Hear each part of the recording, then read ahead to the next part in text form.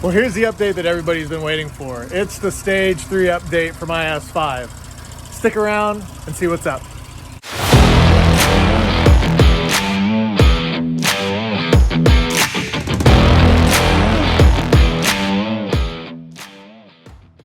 All right, so Stage 3 consists of an upgraded turbo. This is the TTE710 that we're running.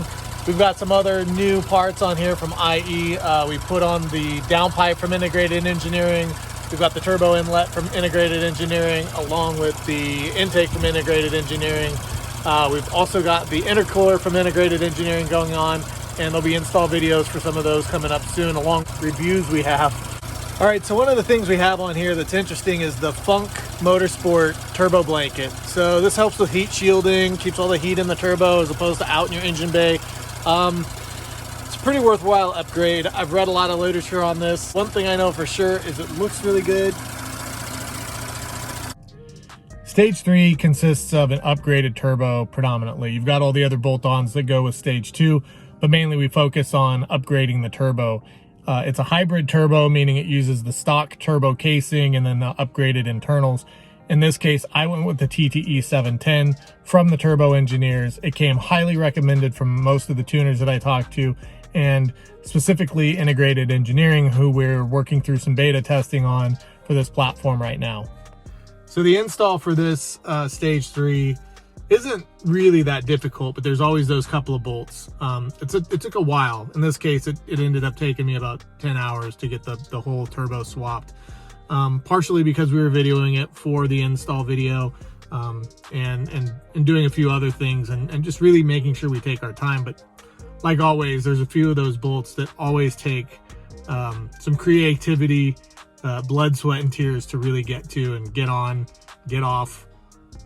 And we'll leave it at that. You can check that out in the install video. And it wasn't without its casualties. We ended up getting everything back together. I did kind of lose a few Allen wrenches down in the engine cavity, you know, and most importantly, the next day when we did the test drive, well, here, let me show you. That you couldn't, you know, for being having a fit. I think it lost traction. I don't know, maybe not. So I'll just kind of explain what happened there. As we were driving, I must have neglected, like when we got everything put back together, I have the APR intercooler on at this time, and the APR intercooler comes with some silicone hoses that replace the stock pipes that go there anyways. So I didn't tighten those all the way down. And when we put this thing under full boost, it popped one of them off, which caused the car to go into limp mode and snapped the map sensor. So that wasn't fun. We had to replace the map sensor, which took a couple of days to get everything back together and then really start running the tune. So we've been running the tune ever since and doing a lot of the beta testing with Integrated Engineering. I have to tell you, we're pushing the limits of the stock fueling system, which was sort of expected at this point in time.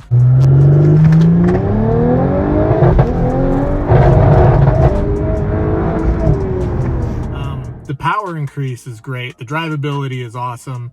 It completely transforms the car. One of the most noticeable things is that it moves your RPM for where your turbo kicks in up to about 2800 RPM, whereas before on the stock turbo it was a bit lower, more like 1800 RPM. So you have to get used to driving it a little bit, but the increased power is well worth it. And I have to tell you, it's like really fun to drive this way. Throw it into manual mode, haul it around the corners, do some spirited driving runs, and it's a great time. All right, so what's the driving experience like? Fun. I'm in dynamic mode right now. Got the exhaust flaps open. A little bit of crackles going on. The cool thing about beta testing is being able to provide my feedback about how many crackles were present.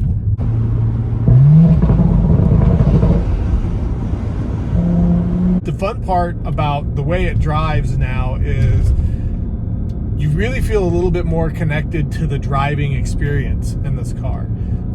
The torque is all still there. In fact, it's higher.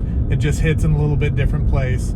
All the horsepower is there, so it pulls all the way up to redline. Redline's been moved to 7,000 RPMs on this tune, and the trans tune that accompanies it is just spot on. All right, so driving around a manual is a lot of fun. You want to target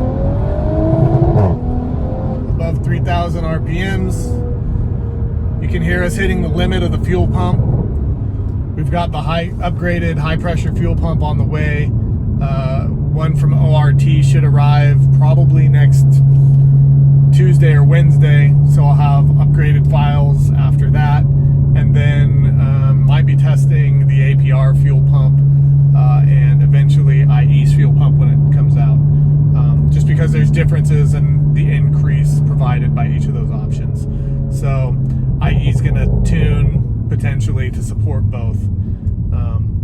Stage 3, what I've found out, is a lot more dynamic in how the tuning is going, and this is true regardless of what company you're doing the testing with. It's almost like a beta test, even if you're with EPL, because there's a lot of different components and a lot of different combinations of turbos that exist, as well as combinations of high pressure fuel pumps and different parts and pieces. So there's a lot of discovery, a lot of data logging, and that the experience that I'm having right now with the beta testing is pretty much the same that you'll get with any of the other tune options that you have that are currently on the market.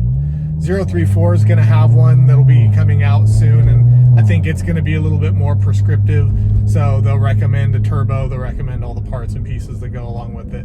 I think IE, when we get things dialed in, they'll have the same types of things and then the files that match. What I can say now is that you know, as we're going through and testing all of the iterations of the tune, there's noticeable improvement in each one. And where we're at right now is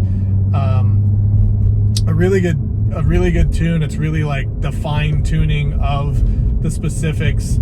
As you heard, we were just on the limit of the stock fuel pump that we were, as I was driving up the hill right there. When the DA is a little bit colder than it is today, then we start to hit a little bit of a fuel cut, just because we exhaust that high pressure fuel pump and really hit the limit.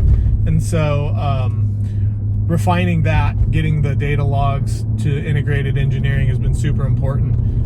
They're located in Utah, so they don't have the same types of DA and everything that I get all the time here in Washington. Just a completely different experience. So that's why the information that we're able to provide is helpful. Oh, Jesus Christ. So much fun. And you can see as you're driving, yeah, there's the initial pushback, but there's just the continued push in the back, and like it almost feels like the G-forces are just increasing. I'm not in the right gear, but that's still fun.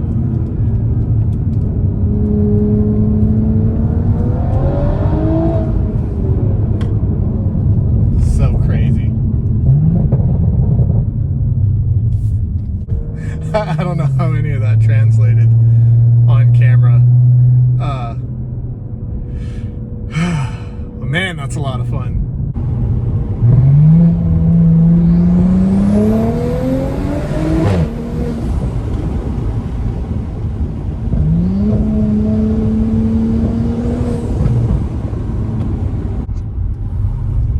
See, you can just drive around nice and quiet, windows open, through the neighborhood. No rally pops, no obnoxious noises, just stealth mode. All right, well, that's a wrap on the Stage 3 update. If you want to know more information, we've got more coming up. I'm going to get to work on editing some more videos over here so that we can bring you some more cool content. If you want to support us, subscribe, like, and hit the notification bell so that you can know when we got more media dropping.